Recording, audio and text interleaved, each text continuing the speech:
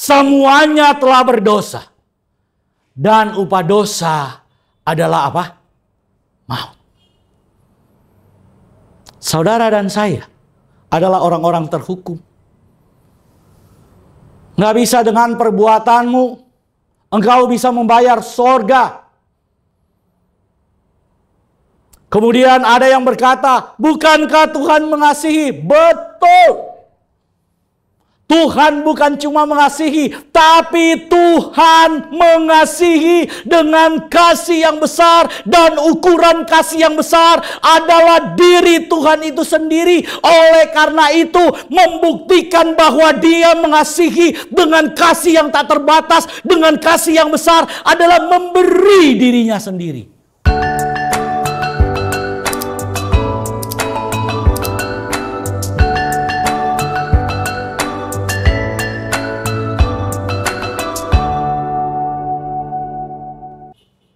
Sobat Home Ministry, kita akan membaca firman Tuhan yang diambil dari Injil Yohanes, pasal yang ketiga, ayat yang ke-16. Yohanes pasal yang ketiga, ayat yang ke-16, demikian firman Tuhan.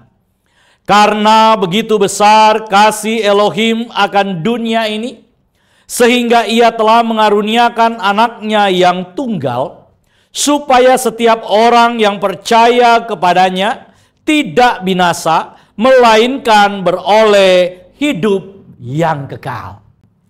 Saudara, saya yakin ayat ini adalah ayat yang sudah seringkali kita dengar.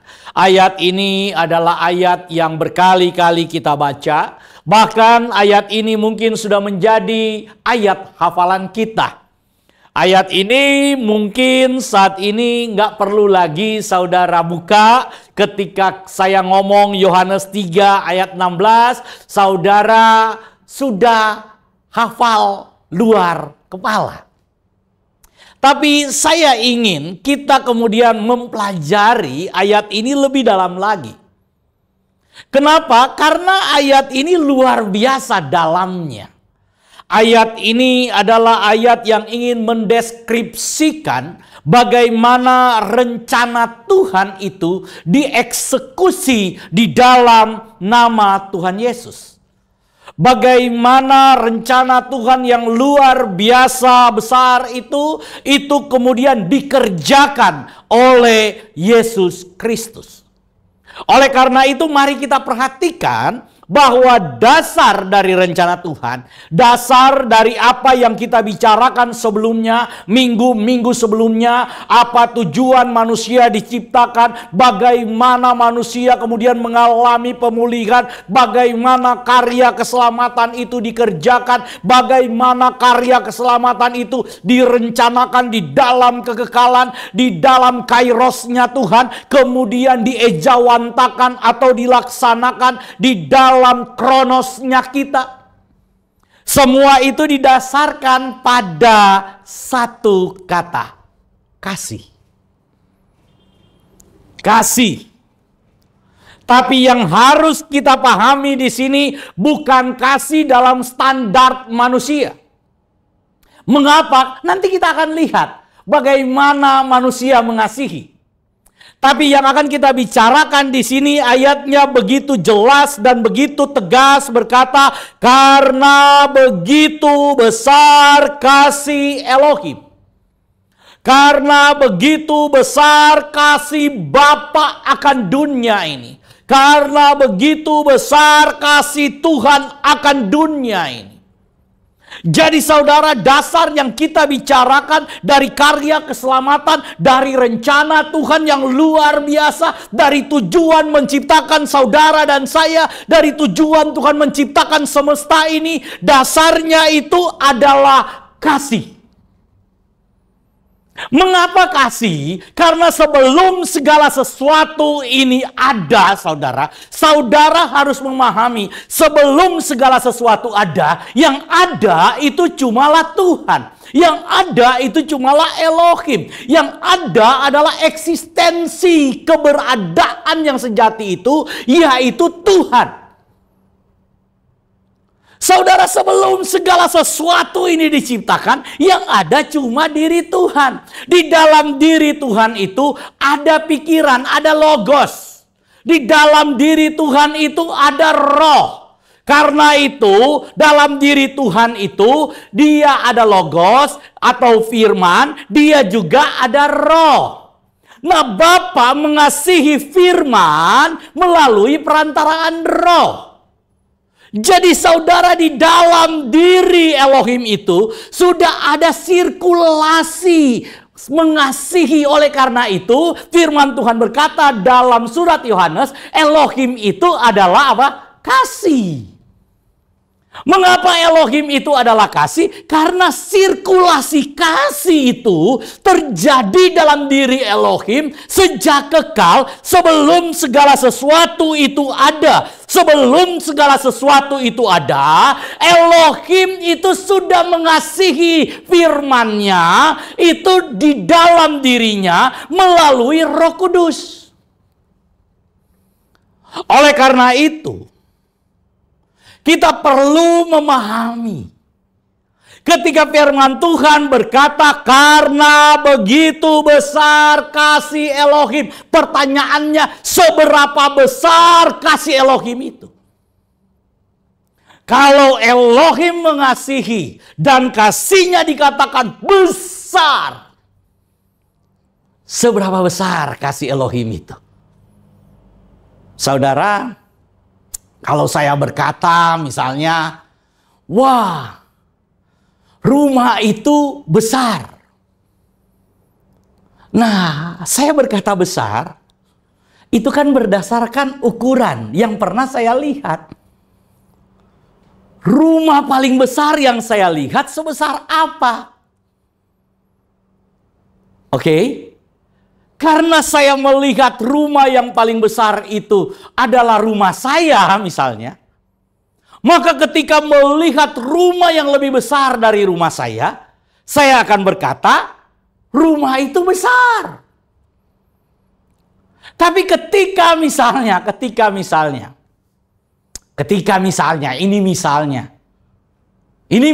saudara ya, Pak Prabowo yang sudah biasa tinggal di rumah yang besar, di Hambalang, rumah yang besar itu. Kemudian ketika dia lihat rumah yang saya bilang besar, dia cuma senyum dan ketawa.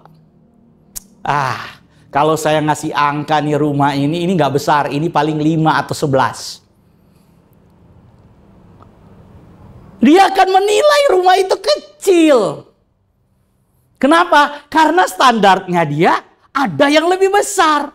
Dia pernah ngelihat yang lebih besar. Sekarang kalau Tuhan yang berkata kasihnya besar, kira-kira standar besarnya itu seperti apa, saudara?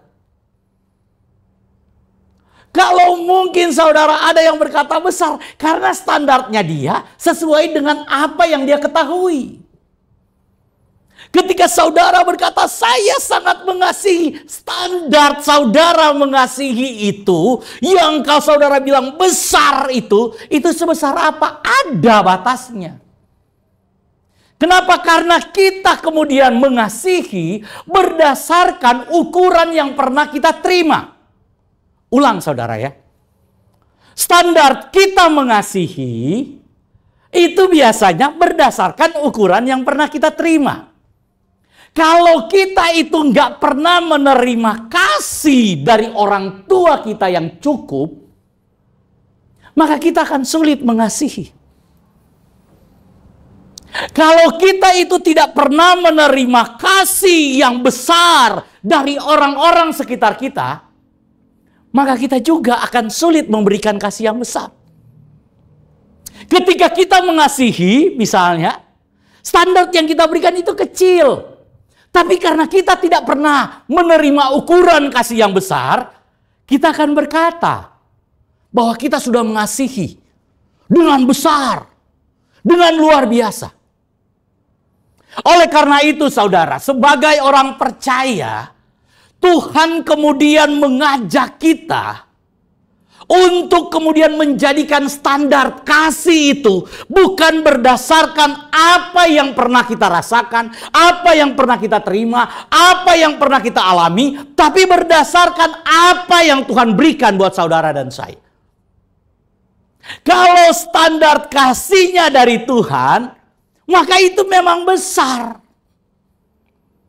Ukuran besarnya Tuhan, saudara nggak bisa kemudian takar. Saudara nggak bisa ukur. Karena standar Tuhan yang besar itu berdasarkan Tuhan yang besar. Kalau saudara berkata, Tuhan Maha Besar. Saudara berkata, El Shaddai. Saudara berkata bahwa Tuhan itu maha. Kalau itu yang saudara katakan tentang standar Tuhan, maka saudara harus memahami bahwa ketika Tuhan berkata, Dia mengasihi dengan kasihnya yang besar, itu kebesaran kasihnya, standarnya adalah dirinya sendiri. Adalah kebesaran Tuhan itu sendiri. Adalah kedalaman Tuhan itu sendiri. Inilah standar yang diberikan Tuhan kepada saudara dan saya. Karena itu saudara, ketika di dalam Injil Matius ada kemudian ajaran Yesus dan ajaran hukum Taurat, Tuhan Yesus memberikan standar yang berbeda. Apabila ada hukum yang berkata, katanya mata ganti mata, gigi ganti gigi. Apabila ada yang suruh berjalan 1 meter, Tuhan bilang jalan 2 meter. Apabila ada yang tampar pipi kiri, tampar pipi kanan, kasih apa? Pipi kiri juga. Saudara ngerti nggak nih? Nih, kalau orang tampar pipi kanan, berarti dia tampar dengan tangan kiri. Kidal. Itu ringan tuh. Lihat ya saudara. Kalau ada yang tampar pipi kanan, kasih pipi kiri. Kalau ditampar pipi kanan ini, saudara tahu nggak? Itu pakai tangan kiri. Saudara paham nggak? Nih kalau kita hadap-hadapan, nih kanannya saya, berarti kirinya saudara kan? Betul nggak? Coba tangan kiri mana? Angkat. Nah, tangan kiri saudara angkat, berarti kan di posisi kanan saya. Kalau saudara tampar saya, berarti tampar pakai tangan kiri. Tuhan bilang, kasih pipi kiri. Berarti saudara nampar pakai tangan, lebih kenceng nggak? Itu. Jadi standar Tuhan itu beda saudara. Oleh karena itu, di dalam Injil Yohanes, Tuhan Yesus bilang, kamu sudah mendengar hukum, kasihilah sesamamu manusia seperti apa? Dirimu sendiri. Standarnya Taurat adalah dirimu sendiri. Kalau engkau ingin dikasihi, kasihi juga orang lain. Segala sesuatu yang engkau ingin orang lain perbuat kepadamu, perbuatlah itu kepada mereka. Disitulah tergantung atau terletak seluruh hukum Taurat, kata Tuhan Yesus. Segala sesuatu yang engkau inginkan orang lain perbuat kepadamu, perbuatlah demikian kepada mereka. Ini standar Taurat. Taurat sudah mengajarkan, kata firman Tuhan, kata Tuhan Yesus, kasihilah sesamamu manusia seperti dirimu sendiri. Tetapi aku memberikan perintah baru kepadamu, kasihilah sesamamu manusia sama seperti aku telah mengasihi kamu. Jadi standarnya bukan standar kita lagi. Karena banyak orang yang tidak bisa mengasihi dirinya sendiri. Banyak orang yang tidak bisa berdamai dengan dirinya sendiri. Banyak orang yang tidak punya takaran ketika ingin mengasihi karena dia tidak pernah menerima kasih yang tulus. Tapi firman Tuhan mengajarkan kita, Tuhan Yesus mengajarkan kita, kasihilah sesamamu manusia, sama seperti aku telah mengasihi kamu.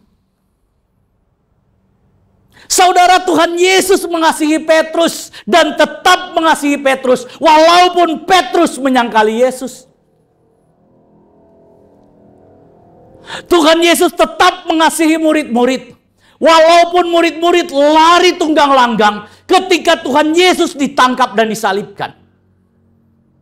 Tuhan Yesus tidak membenci mereka.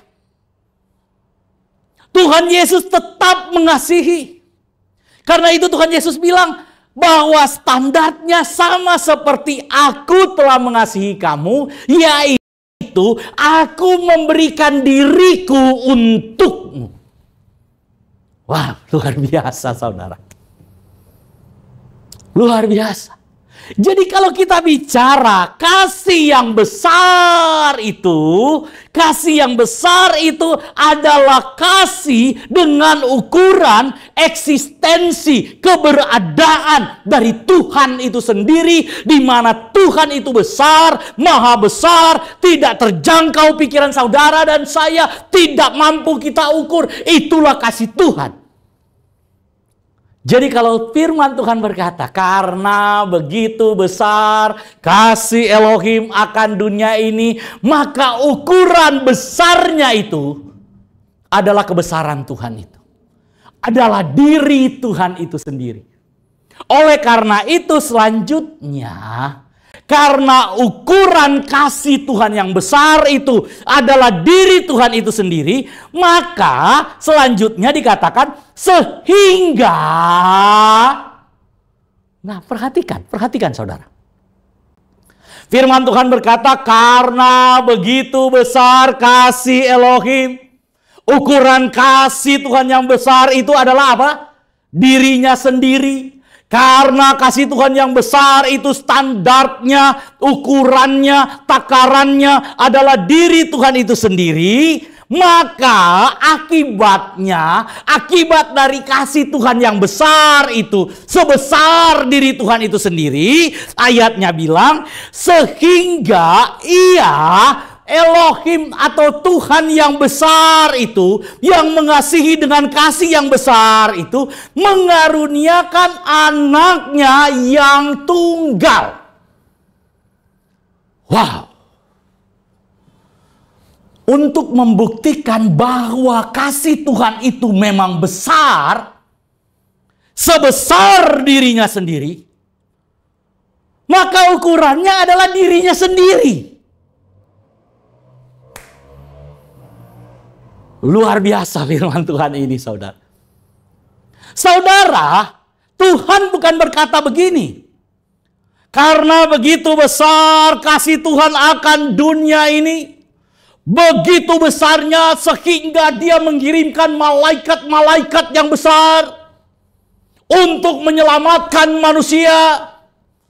Dia mengirimkan penolong-penolong yang banyak. Dia menggunakan cara yang luar biasa.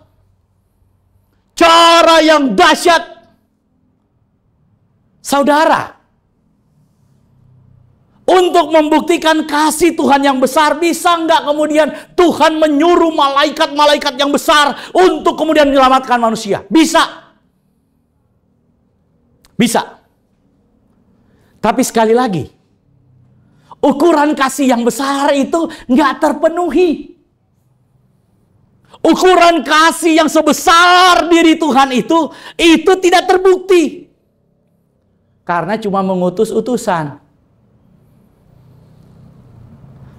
Oleh karena itu saya ingin katakan kepada saudara, Yesus bukan cuma utusan. Kalau Yesus cuma utusan, maka itu artinya tidak bisa kehadiran Yesus. Yesus yang kemudian turun itu, mengerjakan pekerjaan-pekerjaan Bapa. Kalau dia hanya utusan, itu tidak membuktikan kasih Elohim yang besar. Oleh karena itu saudara, ini perlu kita pahami. Bapa Elohim itu bukan cuma mengutus. Tapi firman Tuhan bilang mengaruniakan. Saudara bisa bedakan antara mengaruniakan dan mengutus. Mengutus berarti memberi perintah, menyuruh. Yesus ini bukan utusan seperti itu. Nanti kita akan bahas posisi Yesus itu sebagai utusan di mana sih Pak? Ada ayatnya? Ya. Tapi kita sedang bicara tentang bagaimana Elohim kemudian membuktikan bahwa kasihnya besar sebesar dirinya. Saudara, minggu yang lalu, 2 minggu berturut-turut, bahkan mungkin minggu-minggu juga sebelumnya, saya sudah menyinggung dan saya sudah menjelaskan. 2 minggu berturut-turut, saya sudah menjelaskan tentang monogenes. Tentang anak tunggal Elohim. Monogenes theos. Saya sudah menjelaskan hal itu. Apa yang dimaksud dengan monogenes itu? Firman atau logos itu adalah monogenes. Genetik, gen satu-satunya dari Elohim. Karena itu saya kemudian berasumsi saudara sudah memahami apa yang ingin saya bicarakan dalam khotbah kali ini.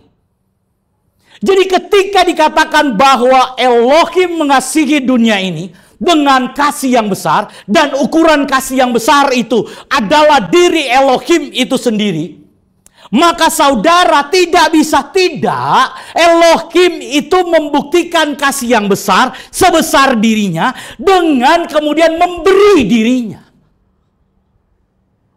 Hanya dengan memberi dirinya, maka takaran kasih yang besar sebesar Elohim itu kemudian terbukti.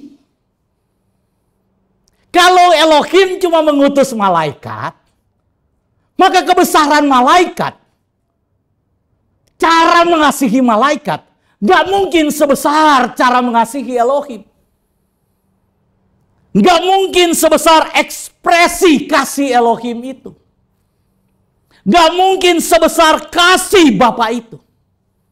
Oleh karena itu, bukti bahwa betul Elohim mengasihi kita, mengasihi dunia ini dengan kasih yang besar sebesar diri Elohim itu sendiri, maka dia harus menyerahkan dirinya sendiri. Itulah bukti kasih Elohim besar. Oleh karena itu dikatakan sehingga akibat dari kasih Elohim yang besar, maka dia mengaruniakan, memberikan anaknya yang tunggal monogenes. Genetiknya, gennya sendiri, dirinya sendiri diberikan saudara. Supaya barang siapa yang percaya kepadanya tidak binasa, melainkan beroleh hidup yang kekal. Kita akan bahas ini saudara. Jadi kita pahami dulu bahwa bukti bahwa Elohim mengasihi dunia ini, mengasihi saudara dan saya, yaitu dia memberikan dirinya sendiri. Oleh karena itu, ketika kita bicara tentang Yesus sebagai anak tunggal Bapa, sebagai anak tunggal Elohim, maka kita sedang berbicara tentang pribadi di mana Yesus itu sehakikat dengan Bapa, sehakikat dengan Elohim, karena dia adalah genetiknya Elohim, karena dia satu gen dengan Elohim, nggak ada gen lain yang sama seperti Yesus. Kenapa? Karena gen Yesus itu tunggal. Monogenes, satu-satunya genetika dari Elohim. Jadi Yesus sebagai sang firman itu dikaruniakan kepada kita. Kalau bicara dikaruniakan kepada kita, berarti dia mengambil bagian di dalam eksistensi kita, yaitu sang logos, sang firman itu menjadi daging, mengambil rupa sebagai manusia. Yesus bukan menyamar sebagai manusia,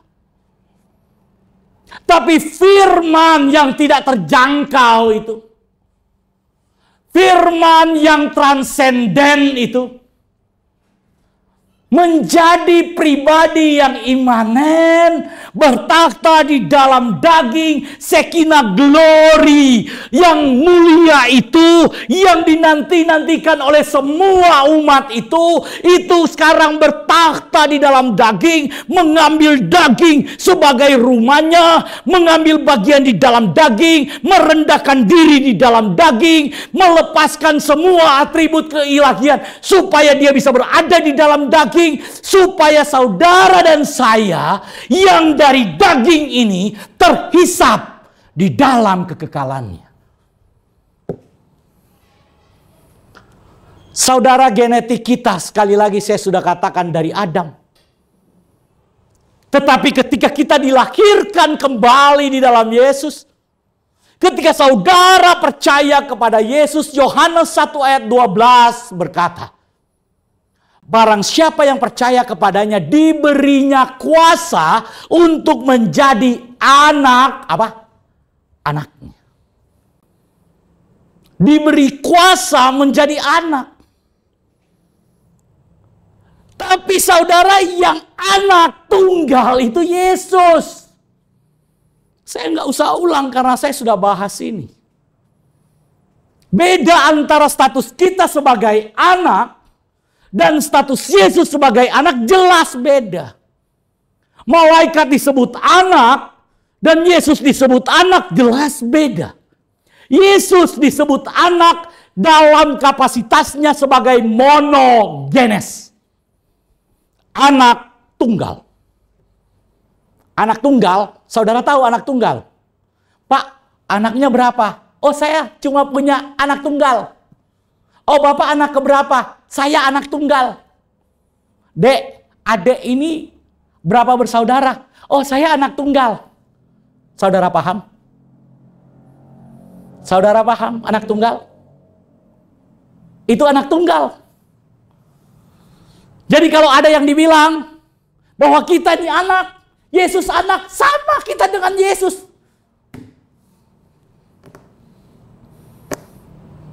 Beda. Saudara dan saya anak angkat. Kita anak adopsi. Kita ini kelompok orang-orang goyim. Orang-orang kafir. Firman Tuhan bilang harusnya kita binasa. Tetapi karena kasih Elohim yang besar sebesar dirinya itu, sebesar eksistensi Tuhan itu, sehingga ia mengaruniakan, saudara. Yang dikaruniakan itu diri Elohim itu sendiri. Melalui pribadi Kristus, melalui pribadi Sang Firman yang mengambil rupa sebagai manusia. Pastor Doni sudah memberitahukan kepada saya akan ada waktunya, saudara. Kita akan membahas tentang masalah keilahian Kristus, kemanusiaan Kristus, dan ketuhanan Kristus. 3 hal ini kita akan bahas. Tapi itu nanti di lain kesempatan. Sekarang saya ingin membicarakan tentang kasih Tuhan yang besar, karena nanti minggu-minggu ke depan kita akan masuk dalam minggu-minggu Paskah. Saat ini kita bicara Prapaskah. Saat ini kita sedang berbicara tentang kasih Elohim yang besar. Kalau kita bicara kasih Tuhan besar, ukuran kebesaran kasih Tuhan itu apa? Diri Tuhan itu sendiri. Bagaimana bukti bahwa Tuhan mengasihi dengan kasihnya yang besar? Dia mengaruniakan anaknya yang tunggal. Dia mengaruniakan dirinya sendiri. Dia menyerahkan dirinya sendiri. Itu bukti kasih Tuhan yang besar. Jadi kalau saudara berkata, Tuhan kamu besar, besar. Tuhan kamu maha kasih, maha kasih. Mengasihi kamu sebesar apa sih kasihnya? Saudara bilang, sebesar dia menyerahkan dirinya untuk saya. Siapakah saudara dan saya? Coba kita lihat diri kita. Coba saudara lihat diri saudara. Coba saudara lihat keberadaan saudara. Seberapa besar engkau? Seberapa mulia dirimu? Seberapa hebat dirimu? Sehingga Tuhan yang Maha Besar menyerahkan dirinya untuk ganti dirimu dan saya. Untuk menebus dirimu dan saya. Oleh karena itu, supaya setiap orang yang percaya kepadanya tidak binasa. Supaya saudara, ini kasih Tuhan yang besar itu sudah diberikan buat saudara dan saya. Saudara cuma percaya. Percaya bahwa Tuhan itu memang besar, bahwa Tuhan benar mengasihi engkau dengan kasih yang besar, bahwa Tuhan yang tidak terbatas mengasihi kita dengan kasih yang tak terbatas. Walaupun dosamu merah seperti kirmisi, firman Tuhan bilang kasih yang besarnya mencuci dosamu menjadi putih seperti salju. Ini kasih Tuhan yang besar. Darah Yesus membersihkan semua pelanggaran kita. Darah Yesus menyucikan semua dosa kita. Darah Yesus mengerjakan semua yang tidak bisa engkau kerjakan dan pikirkan. Supaya apa? Supaya engkau tidak binasa. Saudara dan saya harusnya binasa. Upah dosa adalah maut. Tidak ada yang benar, kata firman Tuhan. Semuanya telah berdosa. Tidak ada yang mencari Elohim. Semuanya telah berdosa. Dan upah dosa adalah apa? Maut. Saudara dan saya adalah orang-orang terhukum. Nggak bisa dengan perbuatanmu engkau bisa membayar sorga. Kemudian ada yang berkata, bukankah Tuhan mengasihi? Betul. Tuhan bukan cuma mengasihi, tapi Tuhan mengasihi dengan kasih yang besar. Dan ukuran kasih yang besar adalah diri Tuhan itu sendiri. Oleh karena itu, membuktikan bahwa Dia mengasihi dengan kasih yang tak terbatas, dengan kasih yang besar, adalah memberi dirinya sendiri. Oleh karena itu, saya ingin katakan kepada saudara, jangan ragu untuk percaya bahwa Yesus itu adalah sehakikat dengan Elohim. Bahwa Yesus itu adalah firman Elohim yang menjadi manusia. Bahwa Yesus itu adalah pribadi yang dari sorga itu. Dia sehakikat dengan Elohim yang terlibat dalam penciptaan segala sesuatu. Bahwa di dalam Dia segala sesuatu telah diciptakan. Dan untuk Dia segala sesuatu itu diciptakan. Dan Dia, saudara, untuk membuktikan kasih yang besar itu, mengambil rupa manusia. Mengambil daging yang sama dengan daging kita. Supaya apa? Supaya lewat apa yang Dia kerjakan, Dia buktikan bahwa kasih-Mu yang harusnya, bahwa dagingmu yang harusnya binasa itu di-cover oleh kasih-Nya yang tidak terbatas. Barang siapa yang makan dagingku dan minum darahku, ia memiliki hidup yang kekal. Yesus mengambil daging supaya lewat daging yang Dia korbankan itu, saudara mendapatkan tubuh dari sorga. Saudara mendapatkan tubuh yang tidak dapat binasa. Kenapa? Karena benihnya tidak dapat binasa. Monogenes. Genetik yang tidak bisa disentuh oleh maut. Genetik yang tidak bisa dijangkau oleh kematian. Genetik yang tidak bisa direbut oleh si iblis. Itu adalah genetik kekal. Itulah monogenes theos. Itulah anak tunggal Bapa. Gak bisa dijangkau, saudara. Kalau Yesus cuma manusia biasa, ya hukumnya mati. Masa kemudian yang menjadi tawanan membebaskan para tawanan? Saudara pikir ada pemberontakan di neraka? Kalau ada pemberontakan di neraka, maka yang terjadi orang yang menang pemberontakan jadi raja neraka, bukan pindah ke sorga. Jadi jangan keliru cara berpikirnya. Yang bisa dihasilkan oleh daging adalah daging. Daging tidak mungkin bisa menghasilkan roh. Jadi kalau Yesus hanyalah manusia daging, maka yang dihasilkan adalah daging. Tapi karena Yesus itu lahir dari Roh Kudus, dia adalah monogenes theos itu. Dia bukan lahir dari benih daging, dia bukan lahir dari benih laki-laki. Maka Yesus tidak tersentuh maut. Karena benihnya tidak tunduk kepada hukum maut. Benihnya tidak tunduk pada hukum maut. Dan barang siapa yang percaya kepadanya tidak binasa, melainkan beroleh hidup yang kekal. Apakah saudara percaya bahwa Tuhan Yesus mengasihi saudara dengan kasih yang besar, sebesar diri Tuhan itu sendiri? Kalau saudara percaya bahwa Tuhan Yesus mengasihimu dengan kasih yang besar, mengasihi saya dengan kasih yang besar, maka saudara harus percaya tidak ada dosa yang tidak bisa diampuni oleh Yesus. Tidak ada dosa yang tidak bisa ditebus oleh darah Yesus. Tidak ada kesalahanmu yang tidak bisa diampuni oleh Yesus.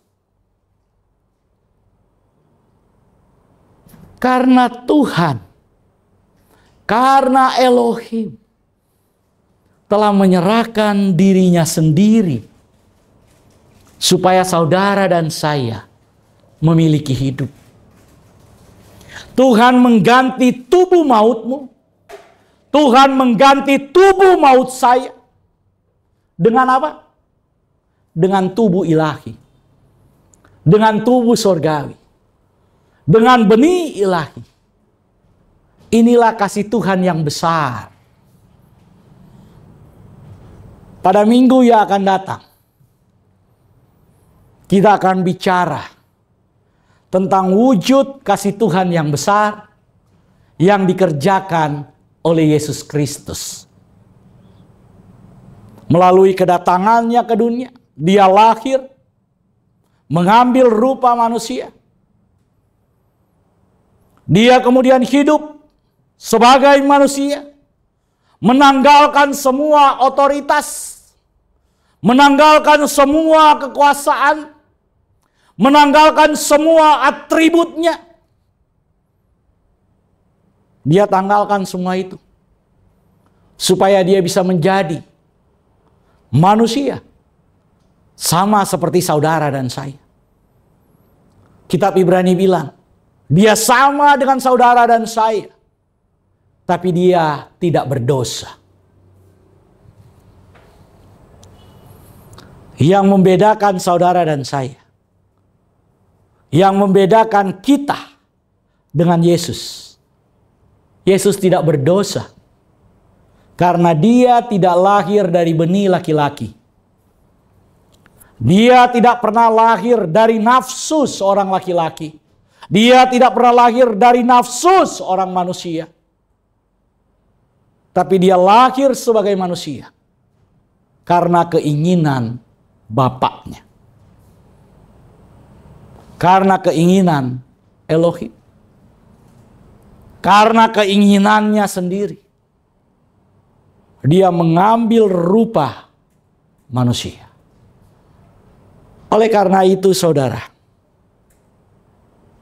jangan ragu untuk percaya. Jangan ragu untuk percaya. Percaya bahwa Yesus adalah firman yang telah menjadi manusia. Jangan ragu untuk percaya. Karena kalau saudara bilang, Elohim itu maha kasih. Elohim itu kasihnya besar. Elohim itu maha besar. Apa bukti bahwa Elohim itu kasihnya besar? Apa bukti bahwa Elohim itu maha besar? Buktinya, Dia mengasihi kita dengan menyerahkan dirinya sendiri untuk menebus saudara dan saya. Itulah bukti kasihnya yang besar. Walaupun dalam rupa Elohim, kata Rasul Paulus, dia tidak menganggap kesetaraannya dengan Elohim sebagai milik yang harus dipertahankan. Tetapi apa?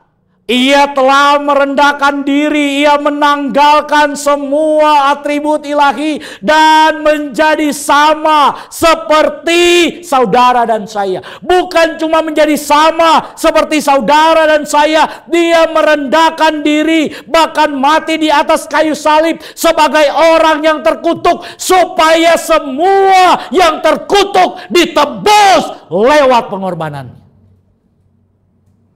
Luar biasa. Yesus masuk di dalam level yang paling rendah dari semua keberadaan manusia. Manusia terkutuk, dia menjadi manusia terkutuk karena kita. Supaya saudara dan saya yang terkutuk menerima kemuliaan yang dia berikan, menerima kemenangan yang dia berikan lewat pengorbanannya. Dia membayar. Membayar apa, saudara? Bukan membayar kepada iblis. Dia membayar hukum dosa itu. Dia menebus. Nanti kita akan bahas itu pada saat Paskah. Kita akan bahas apa yang dimaksud dengan penebusan Kristus. Apa yang dimaksud dengan pengorbanan Kristus. Kita akan bahas sama-sama pada minggu-minggu Paskah. Pada minggu yang akan datang, saya akan melanjutkan khotbah saya ini. Kita akan belajar bagaimana kasih Tuhan yang besar itu telah dieksekusi oleh Yesus dengan mati di atas kayu salib. Dia masuk ke dalam jurang maut, dia bangkit, dia naik ke sorga. Dan firman Tuhan berkata dia menjadi buah sulung. Sebagai contoh bagi saudara dan saya. Sebagai frame bagi saudara dan saya. Bahwa manusia yang layak untuk masuk surga adalah manusia yang tidak dikuasai maut. Manusia yang tidak mengenakan tubuh daging ini. Tapi manusia yang mengenakan tubuh surgawi. Tuhan Yesus memberkati. Apapun yang saudara kerjakan, percaya Tuhan mengasihi saudara. Tuhan mengasihi saya. Tuhan mengasihi kita semua. Amin.